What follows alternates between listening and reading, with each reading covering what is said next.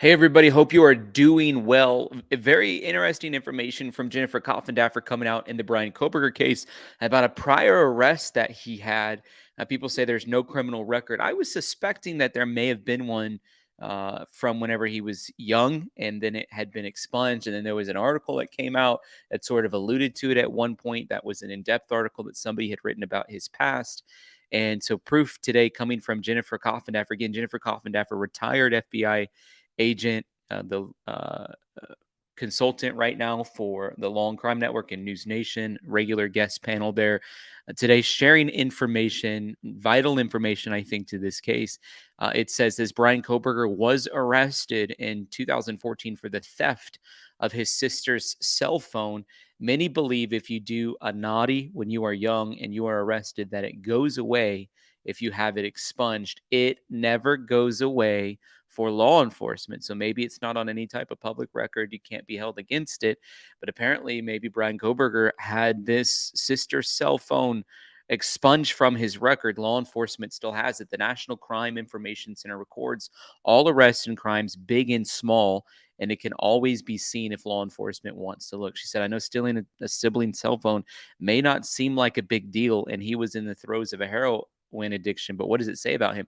The thing that stands out to me more is that it's to the point that he would have been arrested for it. I mean, everybody kind of like borrowed or stolen one of their family members' cell phones, but not like this. Not like, hey, this is so bad we're getting law enforcement involved.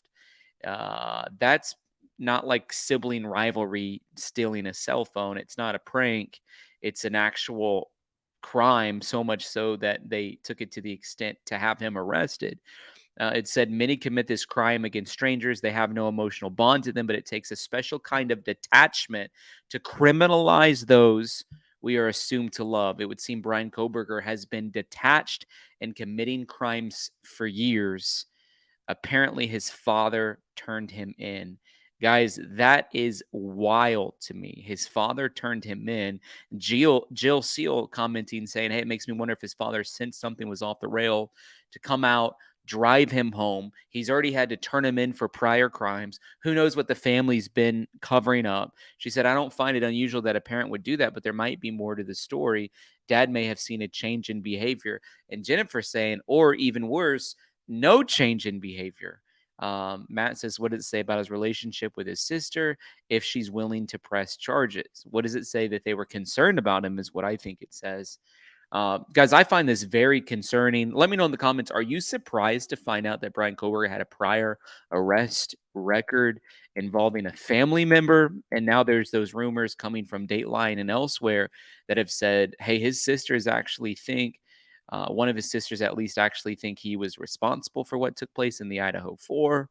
And so just knowing some of the family dynamics now, a little bit greater insight going into that than we've had before, it it lends credibility to some of those claims that Dateline was making on that special involving Bryan Kohberger's sister. Jennifer says this as well. Quick follow up, and I know I've tweeted about this before. She said, my sister was an addict for nearly her entire life, speedballer, meth. She goes in and out of sobriety, but is doing very well, fairly well. I'm intimately aware of the throes of addiction and the toll it has on everyone involved. Intimately, I am close to my sister, close through it all, which I won't get into.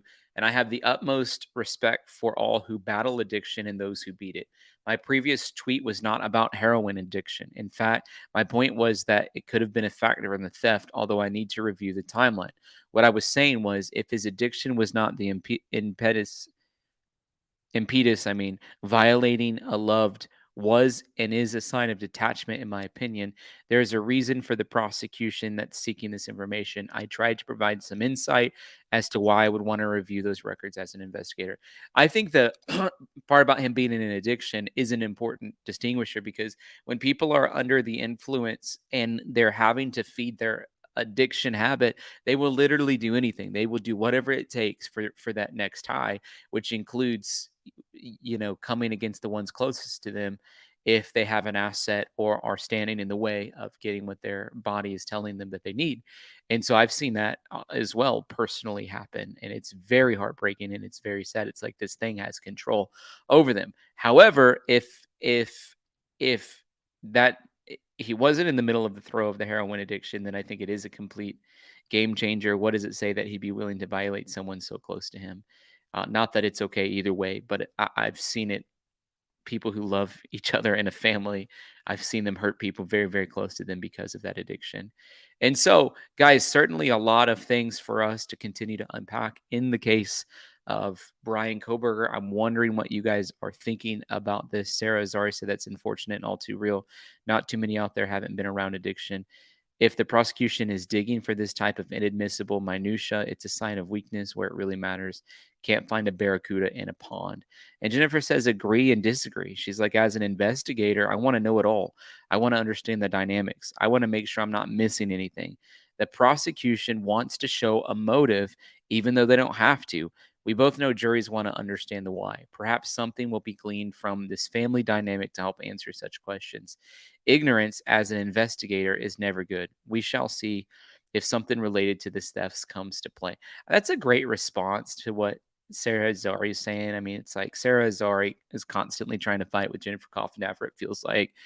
And so while being cordial about the situation involving addiction, she's pretty much saying, from a criminal defense attorney perspective, this is just weakness. And I agree with Jennifer Coffenheffer. It's not weakness. If I'm in the position of the prosecution who's going to have to stand behind, a lectern and try to convince a jury that this man's guilty of a crime, you want to be able to understand all the dynamics you're working with.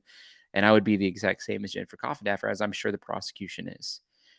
So I think it's very interesting. I appreciate Jennifer Coffin for sharing that part about her family. DM Hines says, thank you for stating your knowledge and compassion for addiction. I've been in recovery for 14 years, and my active addiction was a short time, yet that was traumatic enough. I personally didn't feel you were implying anything negative. Neither did I. He says, you have my utmost respect. Extremely difficult for those who can get their lives back and stay sober. Congrats. Also, thank you for your reflections pertaining to my tweet. I would never want anyone to take what I said to mean anything other than what it meant. I felt like she was very clear in that previous tweet, but I agree. She needs to make sure she's doing everything she can to make sure that there's clarity around that. So, guys, really, really interesting. I felt like a very important conversation involving this taking place. And looking forward to hearing you guys' comments down in the comment section. So if you don't mind, drop a comment below. Let me know what your thoughts are. And I want to let you know we're totally crowdfunded. We can't do what we do without amazing people like you coming alongside and supporting us. And so if you're able to support, you can support today through PayPal, which is Tyler Feller, Cash App, $ Tyler Feller 22, or Venmo at Tyler-Feller. They've also let us use a little thing called the Super Thanks button. That's a way you can give sort of like a super sticker or a super chat to this channel as a way to show support and help. Thank you so much, and we'll be back very, very